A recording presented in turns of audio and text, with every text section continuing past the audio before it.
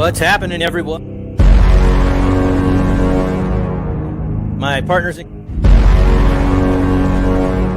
Ian's keeping it real.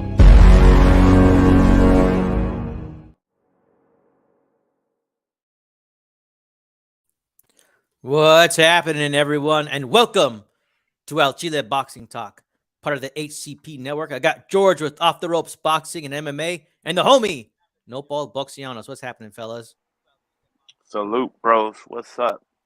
Man, we're chilling, bro. You know what I mean? And it's time for us to get on it, man. I mean, hell, we got a lot to talk about. What happened over the weekend as well as what's coming up. And man, we got to get right into it, dude. Let's talk about Canelo versus Bivol. Man, I'll tell you what, a lot of people have been talking already. You know what I mean? And I'll tell you what, I've really tried to limit my exposures to the coverage that I've been getting, but I've still been hearing a whole hell of a lot of things. I'll tell you that, and all I could say is that I'm not going to let anybody frame how many rounds we could give Canelo, or frame anything else for that matter. I'm going to tell it how I see it, and people can agree or disagree, just like my homies here on the panel. All we could do is give it to you Al Chile. You know what I mean? So, George, let's start with you, man. Yeah. Tell us what was going on. Like, how'd you see this fight? Break it down for us, man.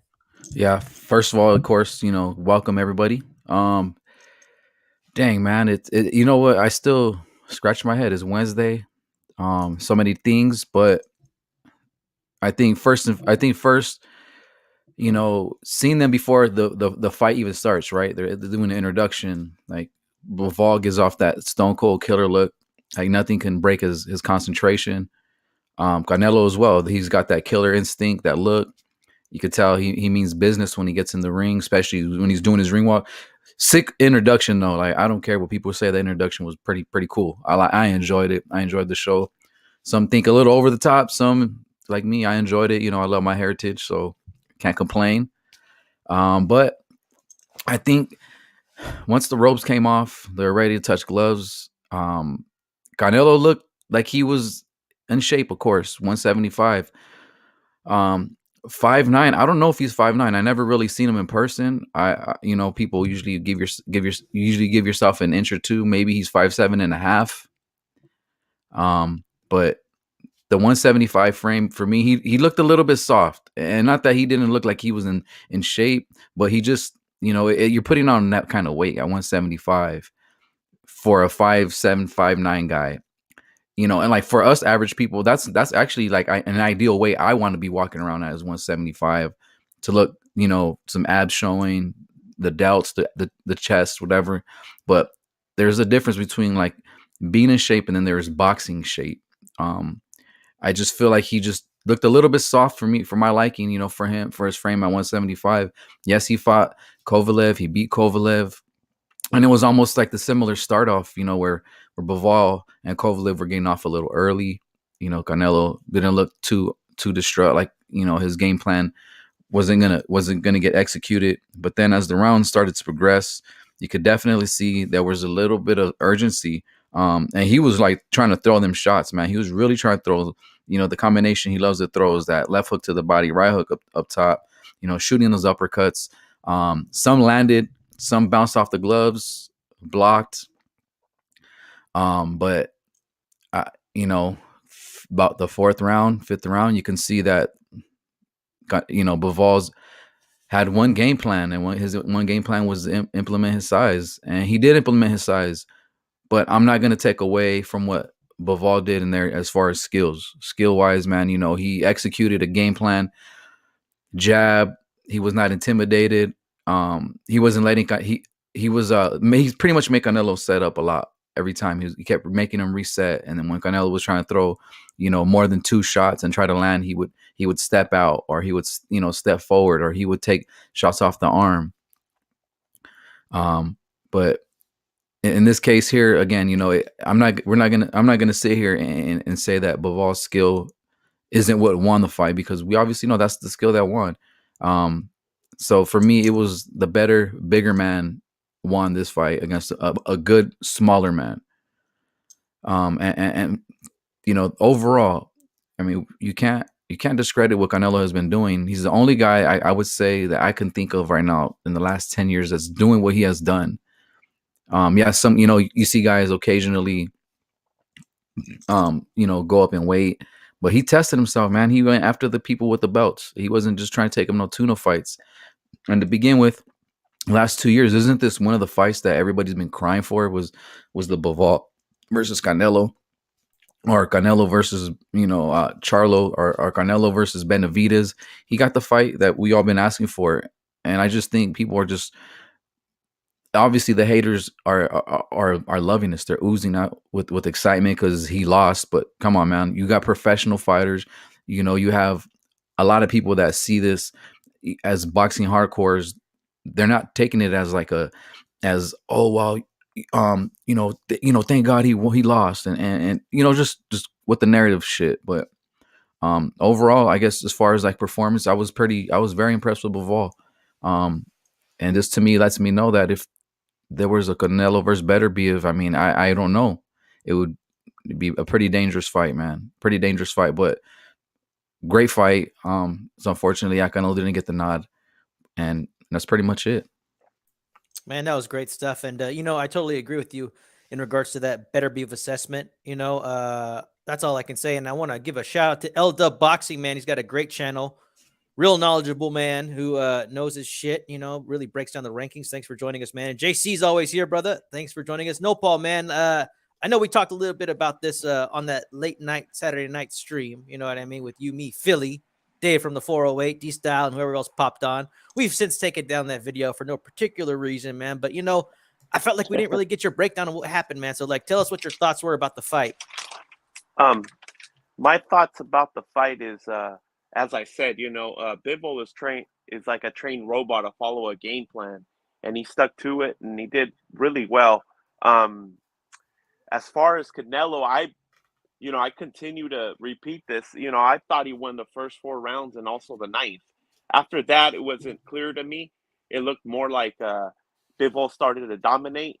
It looked like he started shooting some combinations off, and Canelo probably expected him. I'm not sure how much tape they watched on him, but it's obvious that this guy just keeps shooting. So he doesn't give you a chance to hit back. If you're trying to catch him in between those combinations, he was shooting about 6, 7, 8 punches nonstop.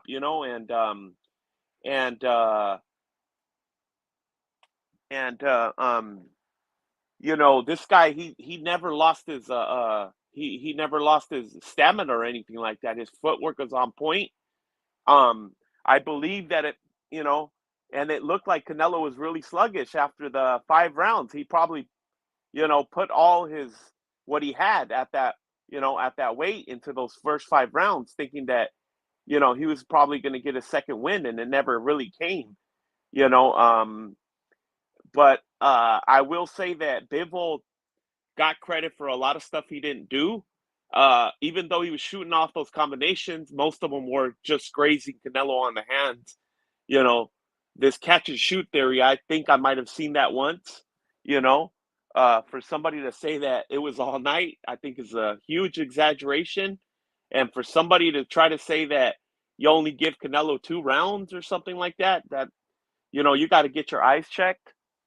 I understand that, there's a lot of people that are bitter because Canelo has had lots of success, and he's been, but give the man some credit, man. He didn't just get to pound for pound number 1 because of popularity or anything like that. It's come with some huge sacrifices. You know what I mean? And a loss like this should actually endear him even to the haters, but it just shows the bitterness that people have towards him, and when you talk about, Bivol's career, I mean, the dude's had a lot of chances to prove himself at his own weight class, yet it seems like the route that he's hinting into taking is to just be another Triple G and make his career about following Canelo. So he says he wants to go down to 168 because of course he wants another huge payday, but now also hinting that he wants to be the A side and to get paid more money. I don't really think it should be about that, man. I think that of course, if Canelo decides to take the rematch, yeah, of course, he'd be an idiot not to take it. But but I'm saying he should try to, prove himself in his own weight class and go after better Biev and also Zurdo Ramirez and not Cam. Because as we know, nobody wants to fight Zurdo right now. So, as far as going forward, I'm not sure. Canelo has options still, and for me, he doesn't really drop in the pound for pound list at all because you know what? He took a challenge that nobody else takes. So if you put it into perspective, this would be like Errol Spence moving to 168 and trying to fight somebody at that weight. Maybe the second best 168 pounder, maybe Caleb Plant or somebody with power, even Benavidez. So that would be a huge challenge that he wouldn't be favored to win. And this would be like Terrence Crawford moving up to 160 and fighting a younger Triple G who doesn't exist right now. You know what I mean? And we know that these guys would never take these challenges like that unless they had some type of advantage. So we got to take what Canelo tried to do like I said, in the perspective. When Manny Pacquiao was doing it, he had some huge, catch weight advantages over his opponents. And those were his biggest fights. Those were the fights that made the guy a legend. You know what I mean? Made him like a living god walking among men, And same, so I don't think that, for me, his status as pound for pound doesn't drop. Now, if he fights somebody at 168, where I do believe that people still got a size advantage over Canelo at 168, it's just that that's a way better weight for him, but I still think that he was small even for 168. Now, if somebody beats him there, then yeah, of course, I'm going to have to drop him to like lower, and depending how he loses or something like that. But for the moment, somebody else got to do something better to move up on the pound for pound list. They got to top, at least the Triple G. Even the first fight, the second fight, they're not even at that level yet where they've proven themselves to beat a Triple G, so that's what I have to say about that. Very nice, Nopal. And I want to give a shout out to Nando Yamas, who's in the house. Welcome, man. And he says, saludos to the panel and the chat. And then JC says that maybe Canelo's falling in love with the weights too much, Chico. Got to work on the engine, aerobic capacity. Well, we're going to get into that here in a second. And as far as the fight itself, man, very interesting fight. This isn't what I expected. I don't think this is what anybody expected, honestly. I mean, out of the whole HCP network, I don't think anybody thought that Bivol could win possibly. We know what the scorecard said, 7-5. Everybody tends to think that's a little bit too wide, except for Nopal. Nopal has 5 rounds for Canelo. I'm going to talk about that here in a second. But nobody called a wide decision or a seemingly wide decision for Bivol. It was a bit of a surprise, but I did say that Bivol was an opponent who commanded respect. I've been saying that this would be the one guy to give Canelo the most problems. And sure enough, man, I think Bivol has an excellent skill set. That would pose problems to a lot of fighters, including Better Beef. I think he beats Better Beef. That remains to be seen. But, I was really impressed with his game plan. I felt like for somebody who'd never seen the entire Canelo package, Bivol was prepared for a lot of things. I expected Canelo to come in with the high guard. I expected him to kind of, use his positioning to kind of have like a range, like a false range for Bivol, to think that he was out of range. And then when he came in, Canelo would counter. Bivol was prepared for that. He was prepared for getting backed up and being taken to the ropes. He was prepared for his arm to get hit.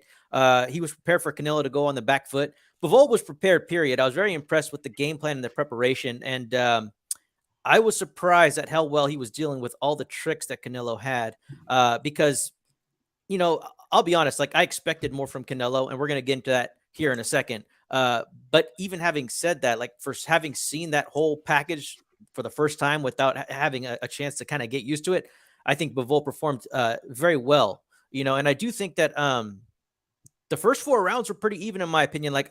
Everybody was getting angry about Canelo getting that first round by the judges. And I'll say this, I didn't score that first round for Canelo, but I mean, if we have this running theory that, okay, well, Canelo starts off 2 rounds ahead, well, then that's a Canelo round. I didn't score that for Canelo, but I did score rounds 2, 3, and 4 for Canelo. A lot of people disagree on which rounds they gave Canelo in the first half, but people tend to agree somewhere between 1 and 4. And I think it is conceivable you could give Canelo 2, 3, and 4. And I think you absolutely can give him round 9 as well. So I saw this fight like, 8-4, 9-3, right around there. Like, let's see what we got here. Looks like we got a few people in here. Ryan Hong, thanks for joining us, man. Who do we all got? Well, we're going to get into it here in a second, brother.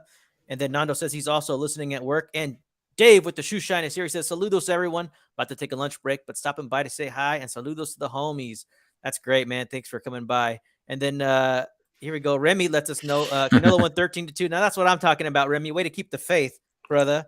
But I think that upsets are great. I'm happy for Bivol and his team. I always liked Bivol's trainer. I've also been a fan, just like Run PMC, of Joel Diaz, and they look so happy, bro. Like that crew afterwards, upsets are great in general. I mean, not the upset that I wanted to see, don't get me wrong, but I am happy for him. But like I said, man, I was a little surprised by Canelo's performance. I expected a bit more. Okay. So there's a couple of things I want to touch on. One, I think that people are making it seem like it's outrageous to give Canelo 4 rounds. I personally don't think so. Also, something else that I picked up on is this idea that we can't really talk about whether we saw the best Canelo in the ring, right? We can't go anywhere because, I don't know. To me, I consider it to be factors, and I want to talk about it. I want to know if you guys think that we saw Bivol face a peak Canelo, and I'll tell you why, man. There was some things that I didn't like when I was watching that fight about Canelo. One, I'll tell you this, Canelo had that second gear that we've been seeing, and he didn't turn it on, and I thought that was kind of weird. And I've heard this counter theory. Well, I've heard a lot of different theories, right? From, he was vegan now, or he got a little too comfortable, or it was the weight itself. Okay. The one thing that I've heard that I think is outrageous is Bivol was beating him down in the first 4 rounds and he didn't have anything left. Like, if you go back and watch those first 4 rounds in isolation, I highly doubt that what Bivol was doing was just completely taxing Canelo and he didn't have anything left. I simply don't buy that. In fact, I thought Canelo's defense in general was excellent, but in those first 4 rounds, he was slipping a whole hell of a lot of shots. Even when you watch video compilation packages of what happened, Bivol's not really hitting Canelo all that much in general. So I don't buy this idea that Canelo was gassed by the 4th round because of what Bivol was doing. So I want to ask the Al Chile crew, what do you think, man? Did Bivol face a peak Canelo, George? That still is a question I ask myself pretty often.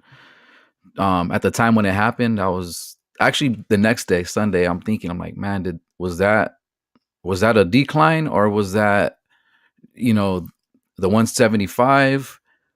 I'll tell you this, I definitely won't say it was the vegan diet. I think that was pretty funny. I mean, some people think it is vegan. I don't think it's vegan. I feel that typically when you do see Canelo fight, okay, Caleb Plant, right? We're watching the fight. There was a little bit of similarities as far as what Canelo was doing. He didn't look with any no urgency early on. You can tell that he was trying to walk down Bivol, and it didn't happen. So I think with that happening, I think him not being able to get some kind of a rally, because I mean, you think about it, right? And as athletes, if you play any kind of sport, from baseball to football to soccer, whatever it is, there's the moments in the event where you feel this little fatigue, and then all of a sudden you get this second wind of energy, or like this adrenaline. So going back to the Caleb Plant thing, yeah, Plant probably won more rounds, I think, than anybody really has besides Mayweather and Bivol up until now. And not saying that it was a close fight, but he won a couple early rounds early on. But of course, Canelo's game plan was to walk him down, eventually wear him down. You didn't see it happen in this fight. I think that's what everybody was expecting, was to see the same Canelo that we've seen in the past, where a couple rounds in the beginning, it's the other guy maybe won 1 round or 2 rounds, and then Canelo starts to do what he does. He exerts his power, and his presence. But I just feel like this was one of those moments where he wasn't able to do it. And he faced a bigger, better guy.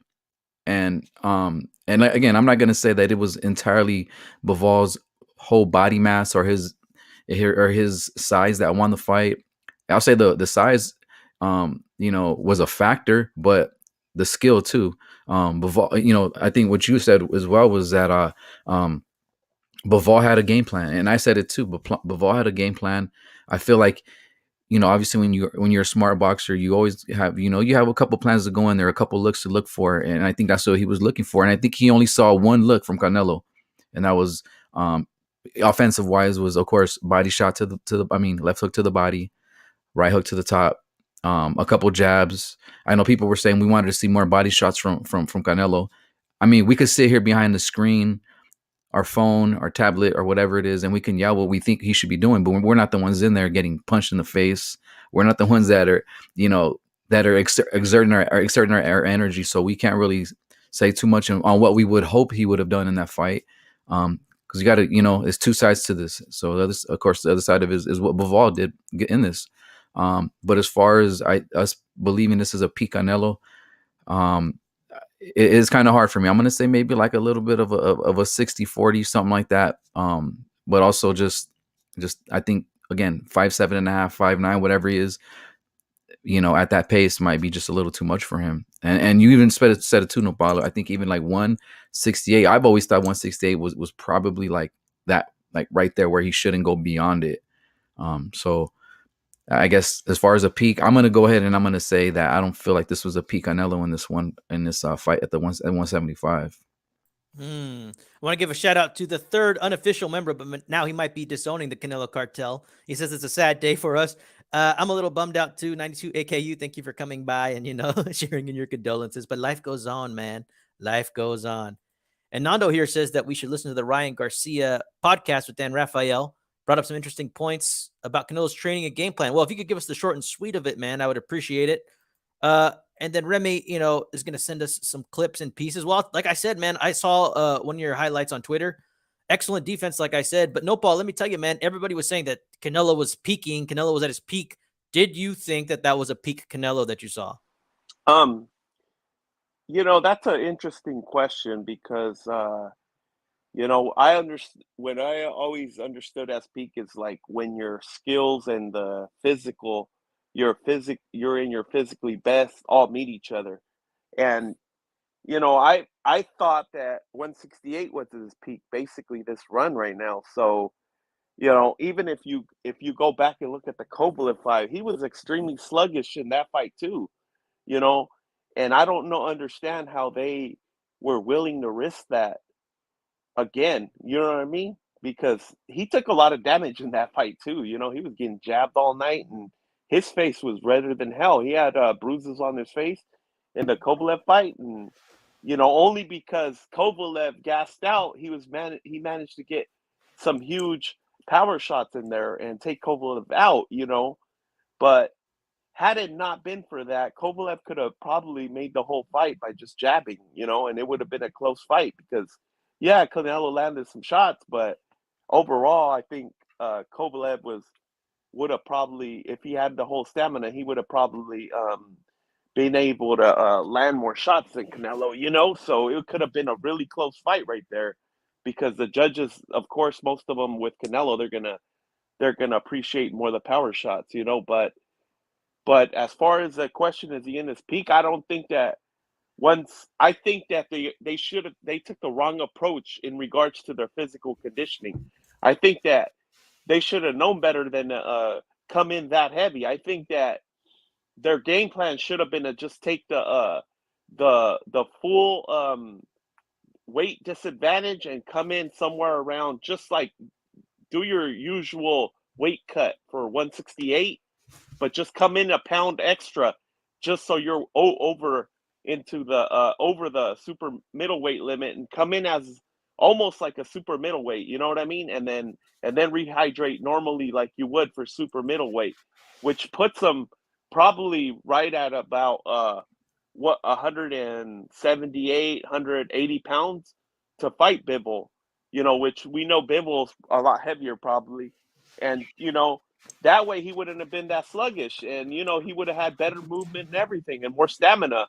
That's what I think they should have did. And, we'll see.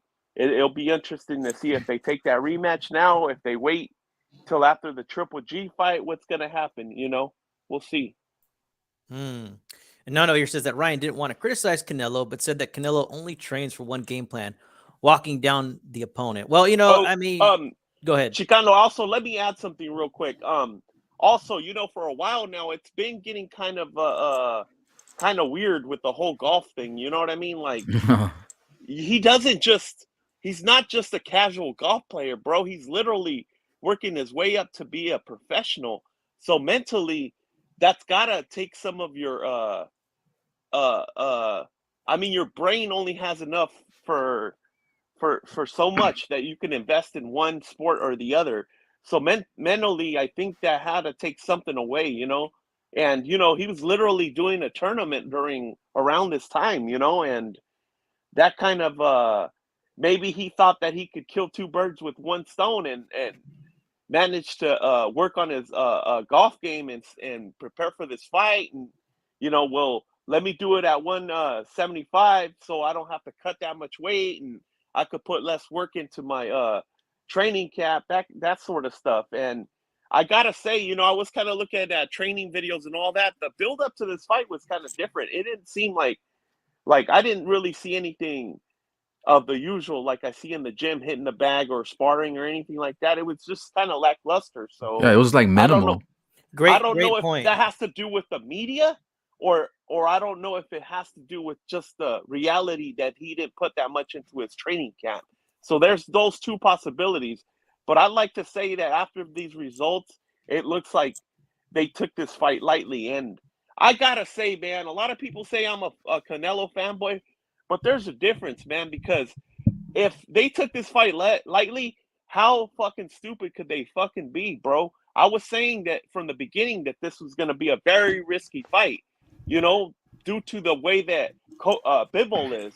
These guys are amateur fighters. They're trained to follow a game plan, and just for them to not, if that's what they did and not take this fight lightly and go for their own height, this was just a dumb mistake, man. But Canelo cartel all day, baby. That's right. And I want to note a couple of comments here. I've been saving them because I want to touch on both of them because they both kind of say what I have in mind. And Nando here says that should have been more like Chavez, got rough and tumble on the inside, but Vol doesn't like that, right? And I want to give a shout out to El Dude, who's here, and he says that he thinks that Canelo's arrogance beat Canelo. He was acting as if Bivol couldn't touch him and tried too hard to prove it rather than fighting back. Yeah, I felt like Canelo was a little bit too in love with his defense. And the reason I ask about if this is Pete Canelo, because yes, he did. He looked very sluggish to me, in my opinion. I didn't like him actually going up to 175 in general. I was hearing these theories ahead of time that, wow, Canelo's so damn big. I don't see him going back down to 168. Like I always said, like, no, dude, he's 5'8". Like, you can only be so big, like people were acting like he was this little tank that was just so much naturally bigger than other men. I'm like, no, dude, like Bivols and better beefs are bigger than Canelo, dude. It is what it is. I mean, you could see it. Much bigger men, you know what I mean? And yeah, dude, when we did the 12 rounds, I forget which round it was, but there was a round for tenacity and it was a clean sweep. When it came to tenacity, Canelo won from all of us, right? And then with endurance, I think that not endurance, it was I forget what the term was, but basically more or less like who could hang more, right? Oh, durability. Run PMC was the only person to give Bivol that edge, right? And what he said was it's because Canelo's had a lot of wear and tear. And, that is something that's been crossing my mind. Like Canelo is 32. He's had over like 60 fights. He says he's got like a lot of fights that weren't even counted on his professional record. Does he have wear and tear? I mean, does he still have that hunger? I mean, that was another great point too, what you guys were talking about in regards to his training. Like I've seen previous training camps with people who seemingly still had access for this camp.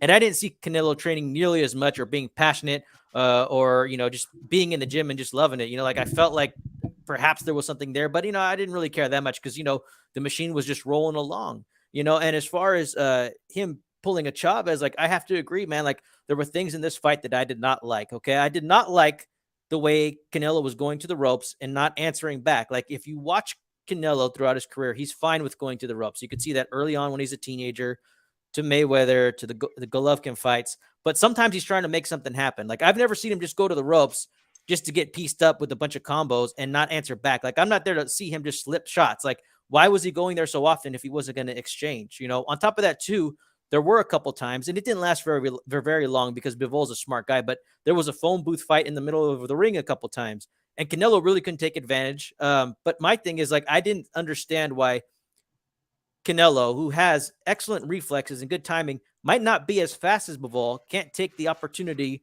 when Bivol is throwing like 3-4 punch combos to throw with him, to punch with the puncher, right?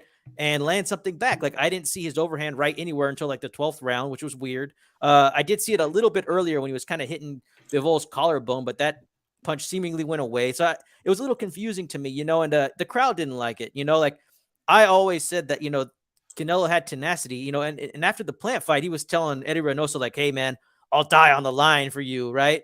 And Eddie Reynoso's like, I know you will, right? So, I mean, yeah, dude, like, that's kind of what I expected. He made that adjustment with Golovkin in the second fight to just fight on the front foot. I think that he should have exerted his ring dominance. Now, like, if you are Canelo and you got a chin and you have power and it's your last shot to win, like, yes, you need to go in the center of the ring. Like, a great example of that would be when we did the James Toney versus Dave Tiberi controversial rescore. Like, if you guys haven't seen it, totally worth checking out. But Dave Tiberi, this nobody, was all of a sudden bringing it to James Toney. And then James Toney said, okay, well, I'm James Toney. I'm going to be in the center of the ring. This is my ring. And but Tiberi came to meet him there, right? But I felt like Canelo really didn't make his stand at all. And it surprised me. I felt like he would have made a stand. Like, I wanted to see him go Mexican style if worse came to worse. That's what I have to say about it. Anybody got anything on that? Yeah, I think to that, I mean, yeah, that's what we expected, right? For him, once game, plan A didn't work, plan B is the Mexican style, right? Go in the middle of the ring or try to exchange. Again, from my standpoint, we couldn't sit here and we could try to game plan or wish that you can do something, but we're not the ones that are in there feeling, that.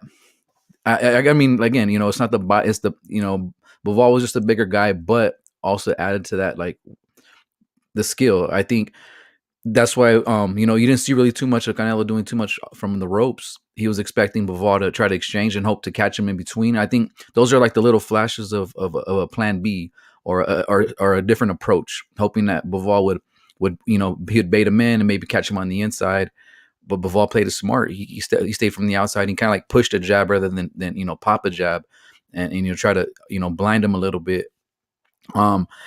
It's hard to say, man. I mean, I that's what I feel, at least why we didn't see what we wanted to see from Canelo is, you just, the other guy just had a better game plan.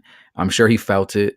And maybe, and then someone in the comment too, like, it was Nando, something talking about like, him reigniting his fire. Maybe he did take Bivol a little bit lightly. He was going through this terror of doing this where he can take the guy's best shots, walk him down and stop him. And maybe he thought maybe he could do the same thing with Bivol.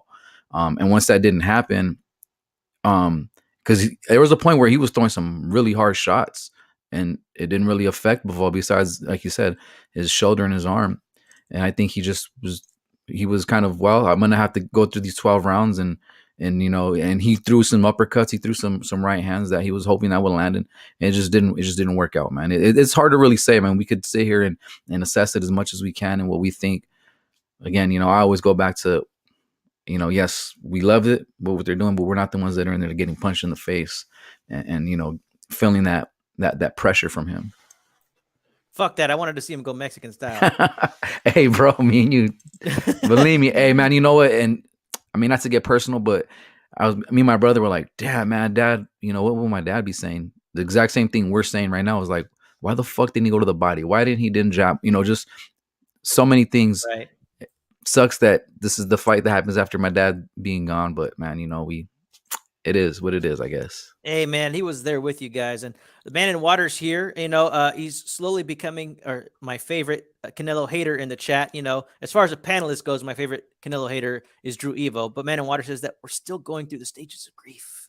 Well, I don't know about that, man. I think people got to remember that, like, anybody who's on the Canelo trains already seen Canelo get beat worse and probably taken more leather. I thought he took way more leather against Floyd than he did against Bivol, to be honest with you. And I think that Canelo won more rounds in this fight than he did against Mayweather. So, I mean, I don't know. I think that, I've heard all kinds of things like Canelo fans are jumping ship. Like I said, I've kind of been limiting my exposure, but like, I don't know where this idea of like us jumping ship or I don't know, they want us to be, of course they're trying to enjoy it. Right. So they're trying to just classify us however they can to get theirs in, probably making up shit too. Like, oh, I heard Canelo fans say this, heard Canelo fans say that. But I mean, it's all right, man. You guys should be enjoying this. You know what I mean? And you know what? To be honest, to clarify that out, is even the most hardcore Canelo fans are really an example to boxing fans of how you should be.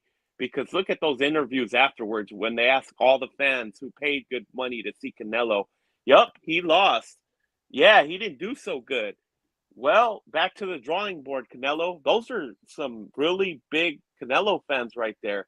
And they're not your typical guys making excuses, Yep. trying to say he didn't lose, that, his water got spiked. And, I actually like Wilder, but those examples right there will be thrown in that fan base's face forever, because Yes. where do you get those kind of excuses from? That the gloves were messed up, that all these weird excuses. And where do you get a fan base that backs up those kind of excuses? So like I said, I think the Canelo fan base is actually an example of what true boxing fans are. And we're not the typical fan bases that are going to make these excuses. Yes, Mhm. Canelo had the worst game plan. Yes, he messed up. Well, show me somebody that's perfect. But there's also a silver lining. I mean, he took some all-time great risks that only an all-time great fighter would take. He Absolutely. came up short, but there would have been easier fights that he could have just won, and he would have probably gotten more credit. Yet he chose to take a bigger challenge. He could have gotten good money for Charlo, knocked him out. Could have got good money for Benavidez, knocked him out too. Could have gotten good money for Andre, could have knocked him out, but he chose the tougher challenge because he wanted to challenge himself. And, what are we going to do? Totally just shit on that? Because, like I said, I believe that he won 5 rounds at least. So, for me, if he would have won one more round, maybe the last round or the last 2 rounds, if he would have won the last 2 rounds, for me, it would have been, a victory for Canelo, or at least a draw, and I would have been super happy with that. But it didn't happen that way. He lost. It's time to move on, see what the future holds. And, that's about it. That's right. So congratulations to Dimitri Bivol. And one thing I want to ask before we move on to this weekend is what should Canelo do next? I know there's some people thinking that Canelo should head into an immediate rematch and making a case on how Canelo could beat Bivol. I personally don't think that's a good idea, at least not right away. And I'll tell you guys why in a little bit. But I want to start with you, George. Like if you were Canelo, right? Or, as a, you're not too much of you're not a fan. You're not part of the Canelo cartel quite yet. You know what I mean? You haven't made your bones there. We'll tell you what you got to do to get in. Okay. But all right. Off camera. Exactly. All right, cool. But, you're objective. So tell us, man, like, what do you think Canelo should do next? Well, to clarify the Canelo cartel, maybe I might not be a cartel member, but I mean, I'm a big fan. Same thing with, many fighters that are in boxing. I'm a big fan of boxers, but I try to, like you said, I try to be as unbiased as I can and try to be fair with everybody. And well, I guess as far as the next move, I think it showed us right at 175 against a prime guy that is natural at that weight. We can say Canelo probably walks around at 185, on his off when he's not training. But remember, those are 2 different weights, right? If you're walking around at 185, doesn't mean you're going to be, you're going to be able to carry that into the ring at 175 and at that kind of a body frame. Maybe if he was 6 foot, maybe 5'10", 5'11", that would actually help and factor, because that means he would have less fat on his body. And like Roy Jones, back to Roy, I mean, kind of like with Roy Jones and when he fought Ruiz, for him to come back down to fight Tarver. I mean, come on, remember Roy Jones was ripped, man. He was all muscle, so he was having to break down muscle. So that was really hard for him to do. And kind of the same thing here too. Like what can Canelo put on his body, safely and healthy enough? He's not gonna go out there and just eat until he gets to the weight at 175. Like he's got to put in the cardio, and I'm sure he probably put just enough cardio. He thought that he could be able to go the 12 rounds. He made it to the 12 rounds, but it's not the peak condition Canelo that we're used to at 168. So to the question, I think he should just stay away from 168. I think it's the safe thing. If Bivol wants to come down to 168, and I do agree with you, Nopal, I don't think that Bivol should be A side. even though he beat Canelo, but it's a different weight class. Canelo is the king. He has all the belts at 168. So Canelo should be the one to be able to dictate A side and B side or whatever. But I think Canelo does have a lot of unfinished business at 168. There's still plenty of fights that could be made there. And I just think that's it, man. I think he should just stick to 168. And now that he is a little bit older, because I mean, even some, you hear some people even think that like Joe Smith Jr. is probably the lesser of the three-headed monster at 175. I even think that a Joe Smith fight against Canelo at 175 would even be a dangerous fight, because Joe Smith is one of those guys that he's not going to box you the way Bivol did. He's going to get in there and use his size and try to bang it out. So that would be pretty dangerous. But 168, he has unfinished business there. He has plenty of fights that could be made. All right. And Nopal, what do you think, man? What should Canelo do next? I think that he should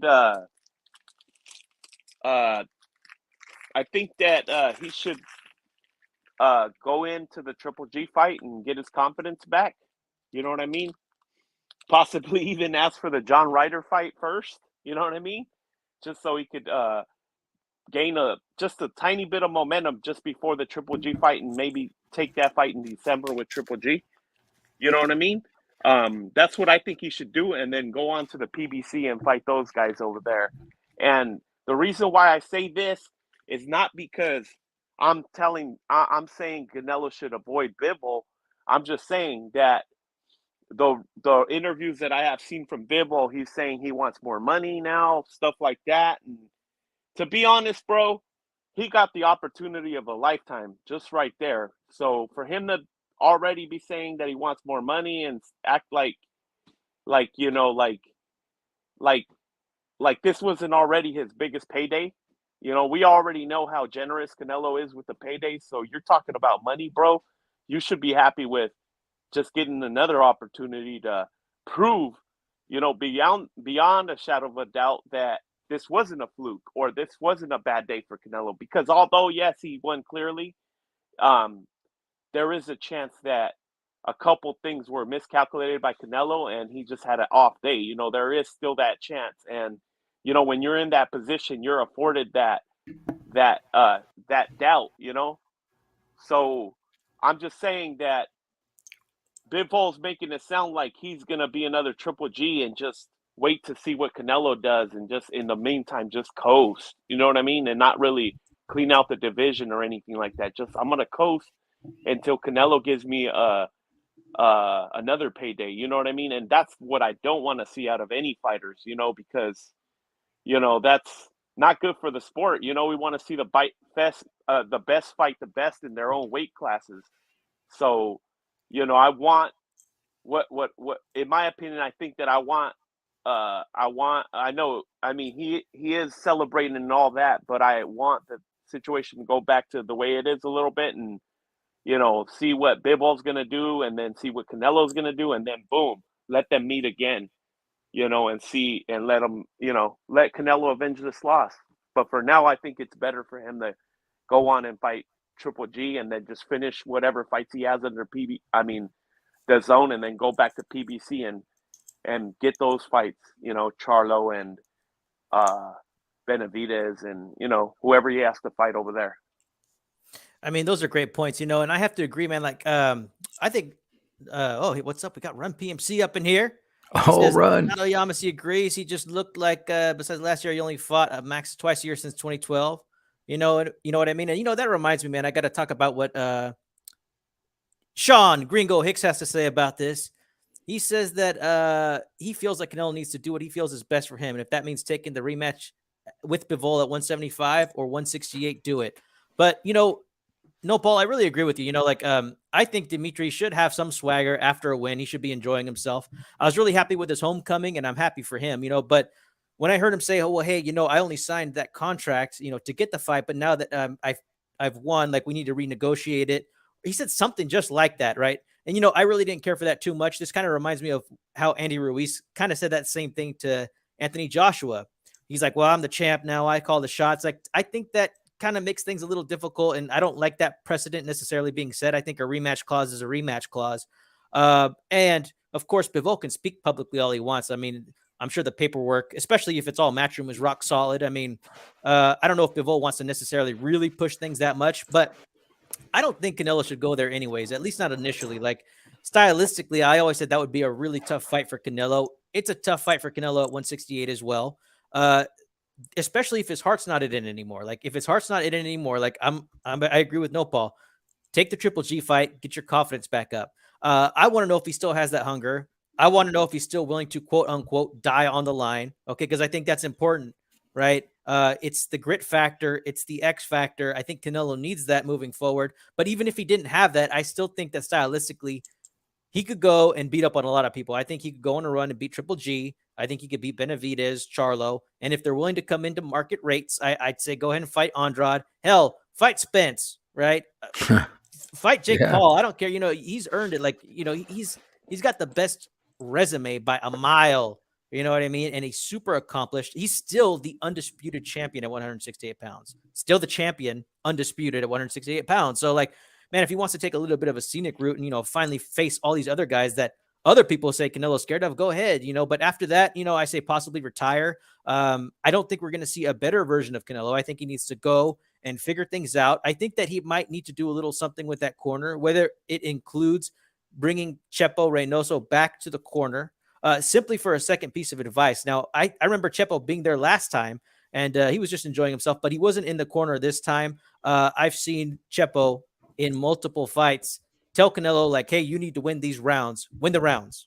You know what I mean? And so I felt like Eddie wasn't saying anything like that. He was just like, oh, you know, 3 more rounds, cabron, 2 more rounds, cabron, stay off the ropes, 1 more round. You know, like I felt like the advice was kind of limited.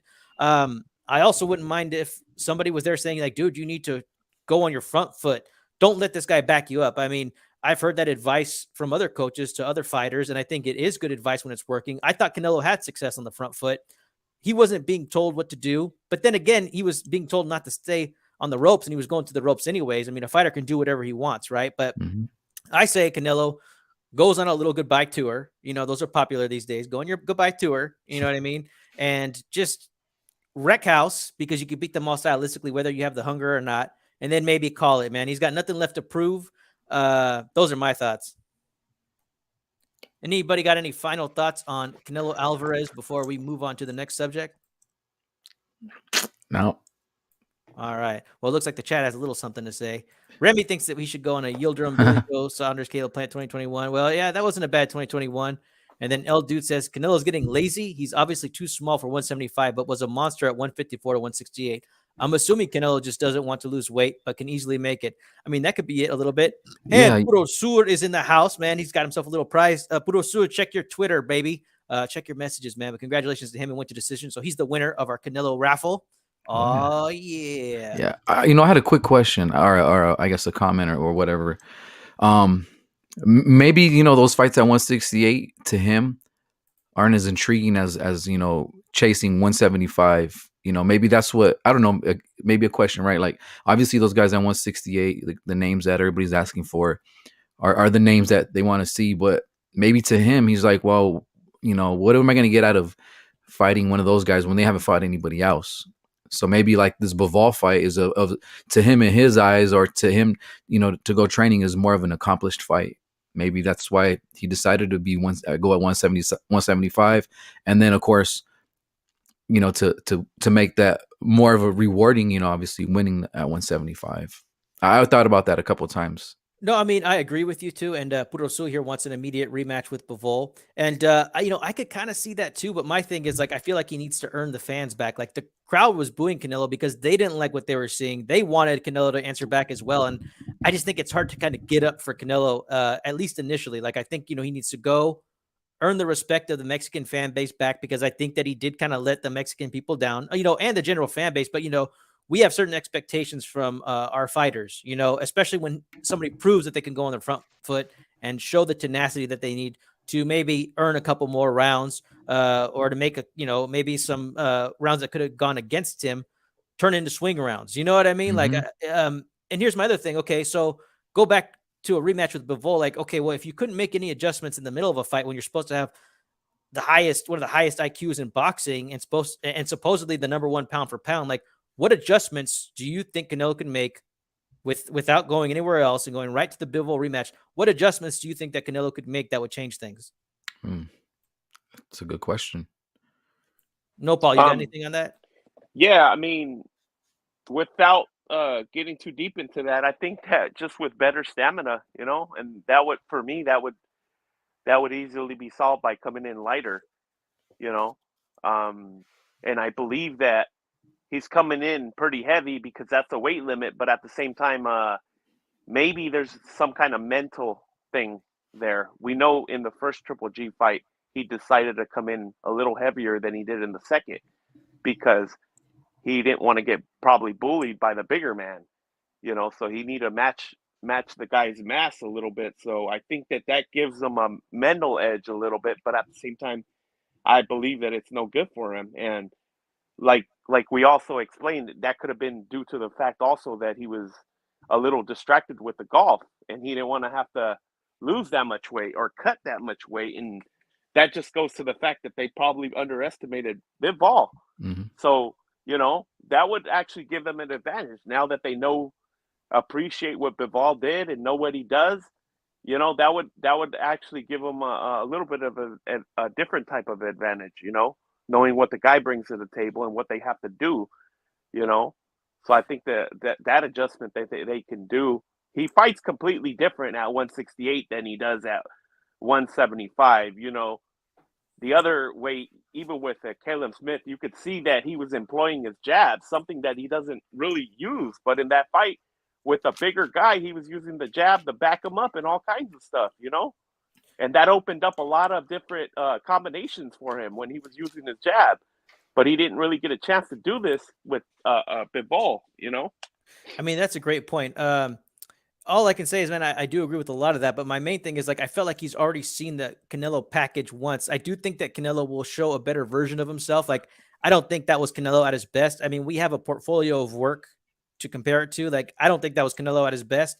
But I still think that it poses problems. And like I said, to me, the timing's just not right. Not immediately. The people who paid a premium to see Canelo go in there and represent Mexico, I don't know. I think they have a really bad taste in their mouth. I still have a bad taste in my mouth from Canelo's performance, and then Bruto Sur makes a good observation here, just like you were saying, Paul, the jab, yes, the jab, you know what? He popped it a couple times and it threw Bivol off a little bit, or at least he wasn't anticipating it, but he did kind of abandon the jab.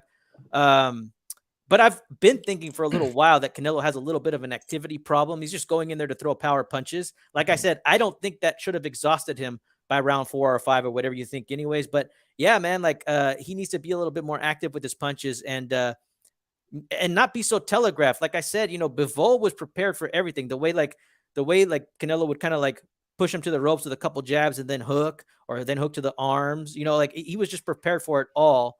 I don't see a rematch going very well for him, at least not right now. If there could be a different narrative in the future, but I personally think that he's gonna need to just go back to something. He's gonna have to either find that hunger or go back to 168 pounds. But if I was him, I would do something else, and he doesn't need to avenge this not right away. Mm-mm. In fact, who knows? Bivol could go and fight better beef, beat him. Canelo can sit there and reign for a little bit, and then maybe go back up to 175 and fight the undisputed champion in Bivol or better beef. Which I don't think you should fight better beef. I don't really think you should fight Bivol at 175 pounds.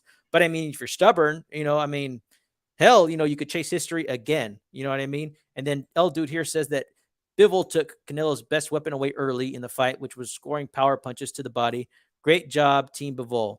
I mean, he did, but I mean, you got to keep working it. He took it away. But I mean, okay, when you go back and watch the Spence versus Ugas fight, Ugas did a good job of kind of having that shell defense and blocking those body shots with his arms as well. But, you keep working it up top, you keep slowing them down, and all of a sudden they don't really know what to guard anymore. And I felt like Canelo didn't put enough work there in general to make Bivol have to choose what to protect. Part of that's credit to Bivol because, man, he's got all kinds of stamina. He was sharp, and maybe he could take the punches better than maybe a Callum Smith could.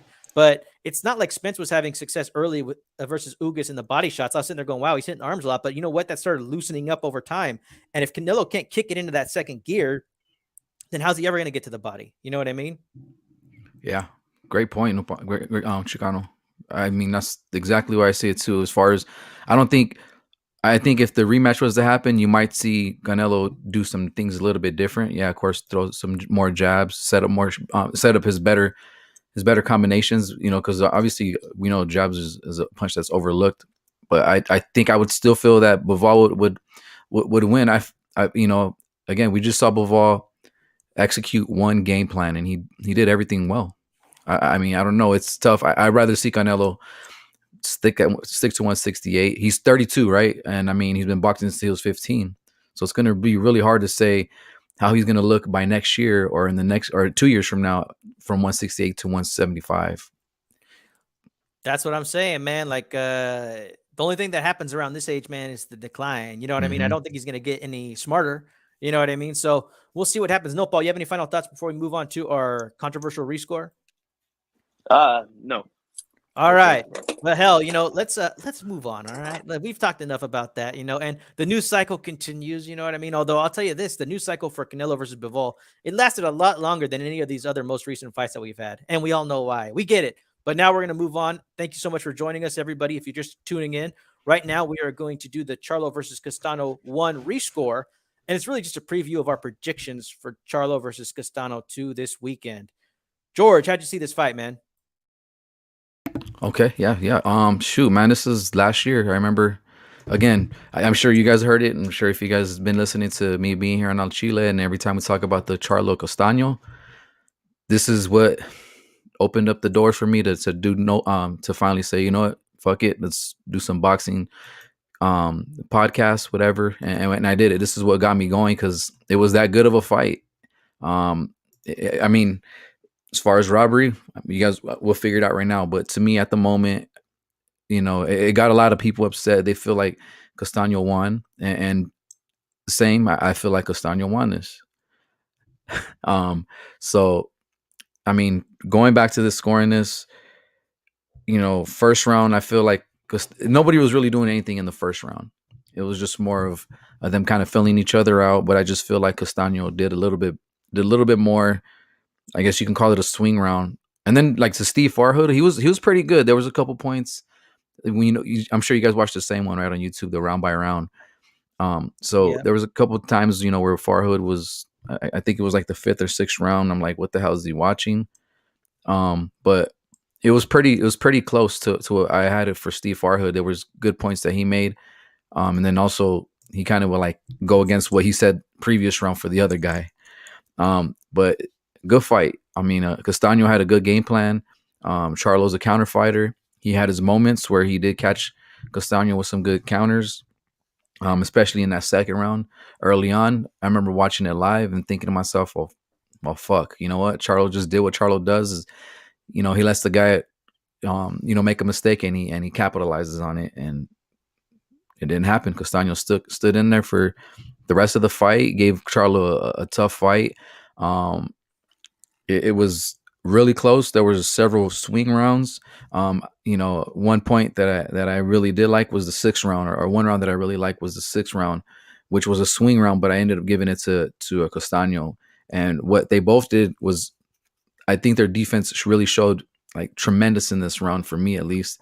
But I had to kind of go with Castano on this one. All right. Oh, sorry. Go ahead, brother. Oh no, I'm sorry. Go ahead. Yeah. Oh, so scoring it. I the first time I watched it, I had Castano winning really close, and this is gonna be probably like my third or fourth time watching it, and you know my score still pretty much stays the same as 8-4 Castano. Okay. And do you classify it as a robbery? No, I wouldn't call it a robbery because it was a really close competitive fight for me. All So right. no Thank you very robbery. much, George. No, Paul. How'd you see this fight, man?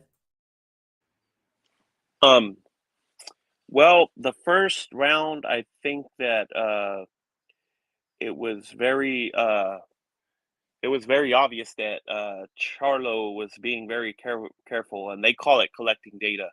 So, you know, when you're collecting data, obviously you're not fighting back at all. I prefer the And term downloading. yeah, downloading. And obviously Castano in that first round managed to get some highlights already and backing up Charlo on the ropes and, you know, connecting and stuff. So first round went to Castano.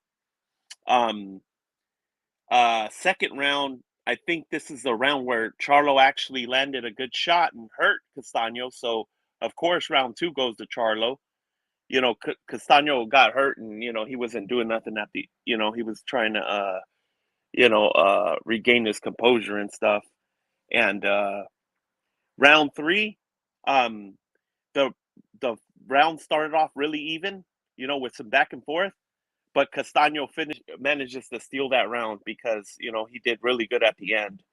So that's round 3 was a Castano round. Round 4, I think that Castano kept his momentum going and he edged it out again. Round 5, I made that a swing round, and for my swing rounds on this one, I'm going to make them 10-10 because I believe that a swing round you're not just going to pick a guy and say, hey, I'm going to give it to this guy or whatever, because that would be like just basically the guy won the round. So I'm just going to make it even and say 10-10. I think that Showtime was on some complete BS with their explanation of giving this one to Charlo, because even the CompuBox favored Castano, which usually when the CompuBox is off, they go for the home fighter, whoever they want to back up, and they make the CompuBox seem more favorable to that guy. So it was the opposite here, and now they're saying it's deceptive when we could see that it was not deceptive. It was pretty accurate, and I think Steve Farhood, who George mentioned, he said that his explanation for giving it to Charlo was solely because of ring generalship, which I think was BS. It was BS. So of course, round 5, I made it a swing round 10-10. Round 6, Castano edges that again. Round 7, Charlo didn't do absolutely anything. And Castano, he made it easy for Castano to take that round 2. Again, round 8, even his coach was complaining, Charlo, telling him that he's giving away rounds. He was basically collecting data again. Castano managed to be dominant. Round 9, I made that a swing round, 10-10. Because the thing is that even though Charlo got a couple shots in, he was getting bullied by Castano, and Castano was landing his own. So I made that a 10-10 even round. Round 10, I think that was a big Charlo round, and I made that he managed to really hurt Castano to the point where he's retreating. But I'm glad that he was smart enough to stay away and hold his distance and basically go into Lara mode. I think that was great of him to do that. The other option that I see boxers do is that's when they start clinching. Really, really hard. But whatever. So that was a huge Charlo round, and then round 12, I made it a swing round because I think they both. I don't think anybody stood ahead of put themselves apart from the other guy. So I have some notes for round 9. I was gonna give that to Castano, because I actually, it's more eye catching. His flurries are more eye catching than me, but Charlo actually landed some good shots, and I I kind of just gave that round to Charlo because of that, because he landed some okay shots. But as far as and then there's another note for round 10 that Steve Weisfeld had that round 10 a 10-8. That's the one where Castano got hurt, which I think is BS. He just wanted to basically make sure that it was going to be a draw. You could totally see some corruption in there because 10-8 is like you get a knockdown. That definitely wasn't. So I scored this fight 117-113 to Castano. And yes, I think this was a big time robbery. You could see everybody, I wrote some close notes so I can see where these guys were making sure that Charlo didn't lose this fight. Well, thank you very much, Nopal. And Sonteo says 10-10. Is that allowed? Hey, Sonteo, we've had a hard week, man. Why don't you cut us a break, brother? Nah, I'm just getting happy that Santeo's here, man. He sent us a really nice tweet saying that, if we needed to talk to him to talk it out, we could. Thank you so much, Santeo. That was very thoughtful of you. And he says that he thought he read that the judges have to give it a 10-9 at minimum. Could be wrong. Well, Yeah, there was a round in there that there was a 10-10. I don't know if you guys saw that. was there? Oh, Well, we damn. I talked thought I about was the only one doing 10-10, Yeah. on the swings. I just Interesting. decided to do that because you know what, bro? I'm not going to just pick a guy based off when I think that they both did good or equally, when nobody stood apart from the other guy. I think that, when you look at the points at the end of the fight or whatever and you tally them up, I think that it's more fair to do 10-10 if you think that it was an actual swing round, as Yeah. opposed to just, okay, I'm going to give this guy this swing round, and then just to be fair, I'm going to give the next guy the next swing round. Nah, just for me, it's and I think they used to do that back in the day, when they had the other way of scoring. All right. Well, thanks very much, Nopal. Well, hey, man, I enjoyed going back and watching this fight. I hadn't seen it since I saw it live, but I remember when I did watch it, and I remember, I forget where we were at. We were on somebody's stream, but it was like you, Drew, Evo, a lot of people talking about it, and people were calling it a robbery. I didn't necessarily see it as a robbery. I thought it was a really good fight. And I think that when an underdog, a big underdog, or somebody that we don't expect to go in there and hold their own or start winning or start clearing rounds, like, it starts making the fight super exciting. But, when you watch it and it's controversial, you still get a chance to watch it kind of like it's a new fight because you're going to see how you found the fight. But if you're not watching it in real time, you can kind of really just take a look and see what's going on. Like, I thought this idea that, like, in the third round that Charlo was hurt, towards the end, like, I didn't necessarily see that even in real time. Like, I thought that it was a bit overstated, although I do think that Castano was hurt later on. And as far as the rounds go, like, I thought there was a lot of good back and forth, but I think, like, early on, sometimes there wasn't much to choose from, or the rounds were close. So, like, round one, I gave to Castano, but I felt like it was kind of like one of those just quintessential feeling out rounds. Like, there was actually some lulls in this fight that I didn't really remember. I just thought this was like a super exciting fight when I watched it. But like I said, it could have been that upset factor, or, the underdog, holding their own. It was still an entertaining fight. I gave Castano round one, but I also gave him round three. But like I said, I think that could have been a swing round. I think Charlo controlled the first 2.5 minutes. And, like, to me, I wasn't sure if that volley at the end was enough to warrant him the round. It was for me. But I mean, if somebody wanted to say, well, you can't just, win like, 15 seconds and have you win the round, like, I could see that argument. But I did give that round to Castano. I gave him round 4, round 7, 8, and 9. And then I had Charlo sweeping 10, 11, and 12. And a lot of people don't talk about how Charlo did very well towards the end of that fight, in my opinion. I felt like he was comfortable for a lot of that fight. I've always admired Jermell Charlo's tenacity. And I also really liked what Castano had to bring to the table. But at the end of the day, I had Castano winning this fight 7-5. I personally would not classify this one as a robbery.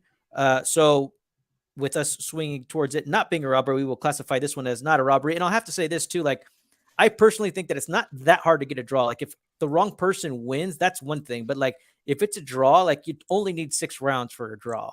You know what I mean? So it's a lot harder to kind of get that robbery sticker on it, in my opinion. And we've kind of seen that with their controversial rescores. Does anybody have anything on that before we go to our predictions for Castano, Charlo 2? So did you read Gringo's scorecard? Oh, thanks very much. He had it. Thank you so much, man. He had it 7-5 for Castano. And on the Gringo meter, he didn't say, but on the Gringo meter, that classifies as not a robbery. And then we're going to get into the preview right now of the next fight. And I want to read what sorry, just wanted to ask you guys, man, real quick. Mm-hmm. Okay, we all agree that Castano, we all think that Castano won, right? Yeah. Yes.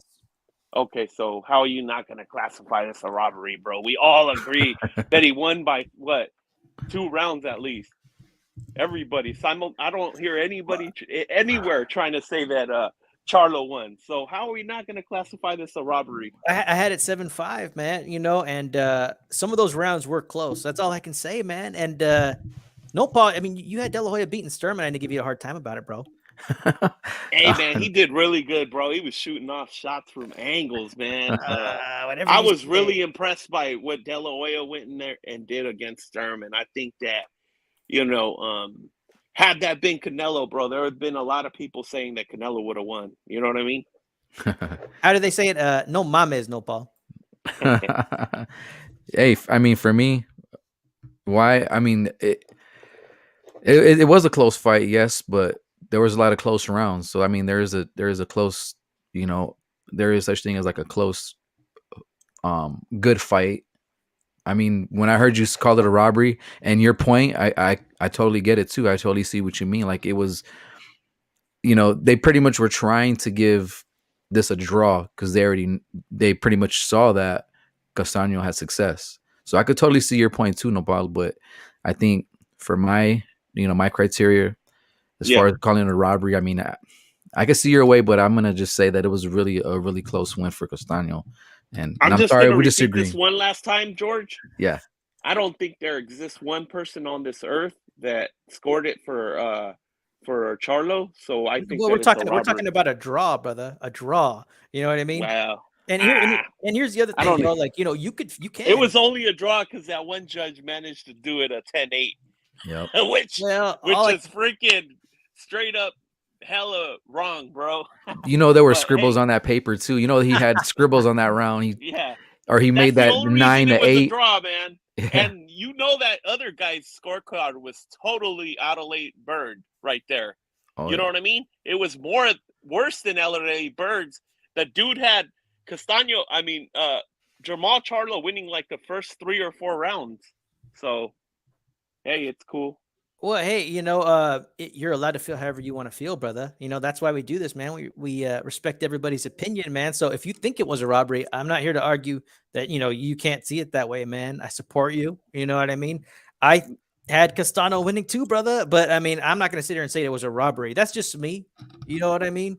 And like I said, I've felt this way for a while. Like when the underdog, like somebody who is expected to lose, goes in there and makes a good account of himself, like I feel like sometimes he gets just a little bit of like this bonus credit. It's just something that I've seen. It's just my theory. People don't have to agree, but that's something that's what I see, anyways. But hey, man, I want to start with Charlo versus Castano 2 preview and predictions. I want to start with what Sean Gringo Hicks has to say. He says that he's picking Charlo, and the main reason is because he feels that he's the one who has the greatest opportunity to make adjustments. While I love Castano and and his style, it's really hard for pressure fighters to change their game plan. That said, I feel both men will be even more aggressive in hopes of a stoppage. I can't see this not being an amazing fight, even if Charlo loses. No shame at all. Castano is a warrior. Well, thank you very much, Gringo. And dude, so let's get into it, man. Like, let's start with you, Nopal. How do you see this fight going, man? We know that Castano was robbed, in your opinion, in that first fight, right? So, how do you see the second one going? Well, I really agree with what Gringo said. I believe that Charlo has the definitely like the more of an ability to make adjustments. Now, the only thing that I could see Castano doing um, is not getting caught this time. Maybe he's practiced for the counters that Jermel actually hit him with. The ones that had him in trouble. Because yeah, there was 2 rounds where definitely the only clear rounds that Charlo won. He actually managed to hurt Castano to the point where if he would have landed 1 or 2 more, he could have probably knocked him out. You know, um, so the only thing that I think that Castano could do is probably practice for those counters as he's countering himself. So, block him or something like that. But Charlo looks like he has the ability to go in there and even try to walk Castano down and stuff like that. So I give Charlo the edge by 5%, 55, 45% in Charlo's favor. Thank you, Nopal. And so, by decision? Man, whatever. We already know that if it goes and it's close, they're gonna give it to Charlo. So I don't know about that one, man. We'll see what happens. Well, who knows, brother? Who knows? George, what do you think about this fight, Yes. man? Yes. Yeah, man. From this, Castano did get some recognition. He went 12 rounds. And like you said, Nopal, a majority of everybody, pretty much everybody, felt like Castano won. Not very many people had Charlo winning, or at least the ones that thought Charlo lost. So while it was a draw, so Castano did get some recognition from this fight against Charlo. So it's not like if Castano is to win this rematch that he is, that there isn't very many places or the sky's the limit, like they say for Castano. But I feel like Charlo has a little bit more to prove. He's the more recognizable guy. And I feel like he's not gonna try to let this go to the scorecards. And we've seen him. He's 1-0 in rematches. He knocked out Tony Harrison in a rematch, in a fight he was actually losing as well. So I think we're gonna see a little bit more aggression from Charlo. I feel like maybe if things go well for Charlo, that he can possibly get a stoppage against Castano, but Castano already tasted his best shots. So I don't think Castano's going to go in there too worried, just more aware of what's going on and hope, to execute his game plan. But if this goes to decision, it's a close fight like this, I don't see them giving the nod to Castano. So, I mean, I'm gonna go for Castano, but I'm gonna go ahead and I'm saying that Charlo's gonna win this, possibly a late stoppage in the 11th round. All right, man, very good. I see it the way you do, George. I mean, you took a lot of the words right out of my mouth. Like I think that they're both used to each other's punches, and they both know that they can take each other's punches. But if I had to, like, say that fight had gone 15 rounds, like I would have preferred to have Charlo in those last 3 rounds. You know what I mean? Those like bonus rounds. I think that if anybody has gotten used to the other fighter's rhythm, I think Jermell Charlo's gotten used to Castano's rhythm.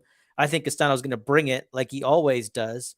And I think Charlo, well, he already knows he can deal with it. You know what I mean? Like Castano had him at the ropes. Charlo's going to be smart, and he's going to be defensive minded. He's going to roll shots, and he's going to counter. He's going to go on his back foot. He's going to jab.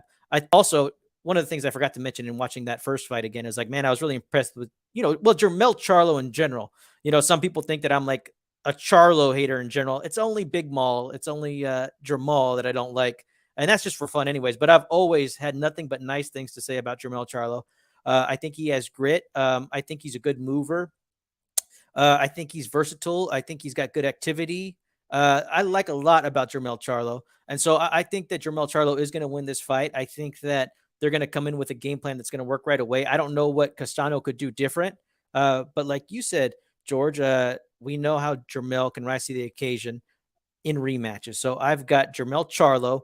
I also see it as maybe a late round knockout, but I could also see it being like a 8-4, 7-5. Like it's hard for me to pinpoint this one in particular, but if I had to say, I'd probably say maybe like a 7-5 decision, but I also would not be like, and like a well-earned one. It wouldn't be a robbery in my opinion, but I could also see a knockout happening. El Dude here says Castano versus Charlo is building up to be fight of the year. Well, we'll see about that one, man. All I can say is like that first fight wasn't as exciting as I remembered watching it again. You know what I mean? But hell, this could be an awesome fight. I'm hoping that it is. I did enjoy the first one. You know what I mean? But it was kind of a little more tactical, and more even paced than I remembered, man. So I'm looking forward to that one. Does anybody have any final thoughts before we move on to our very last little subject here? None. All right, man. Well, one thing that I want to discuss with you guys is the controversial rescore segment is back, and we're going back into history, and I want to see what you guys have to say about this, man. So we're going to save the Canelo versus Triple G one. We're going to do that here pretty quickly because we are almost done with this. We've gone through almost every single controversial fight that's meaningful. Okay. We've also had some bonus ones that we've brought to the table where we go, hey man, we thought the other guy won, but nobody's talking about it. So let's rescore it. But we only have 3 left outside of our Canelo Triple G rescores, and we're going to do specials on both of those individually. So Nopal, take a look, man. We got Carlos Arate versus Lupe Pintor, Sergio Martinez versus Martin Murray, and George Foreman versus Shannon Briggs. Do you have a preference? Yeah, I'd rather watch the George Foreman and Shannon Briggs. There you go, brother. I've been curious about that one too, man, because like if an old George Foreman got robbed against Shannon Briggs, and I vaguely remember him as a kid, I didn't really think he was much when I was young, right? Well, I was very young, but he wasn't like the man or nothing. He was in an era where there was much more like superior heavyweights. You know what I mean? But I've never seen it, and I'm looking forward to it. George, have you seen this fight? I'm not remembering it honestly, so this is gonna be a first time for me. I'm not gonna go look to see who won. I'm just gonna. I did that with like the old ones we did with the Muhammad. I mean, not the Ali, but the Pernell Whitaker fight. who did he fight? I can't remember the score we did, but we just scored the Pernell Whitaker one. I didn't know who won Yeah. until I watched it. So it was like the first time me watching it. So same thing with Foreman. I mean, hearing you, I think it sounded like Shannon won. So I don't know. It's gonna be a first time for me. All right, man. Well, enjoy the fight.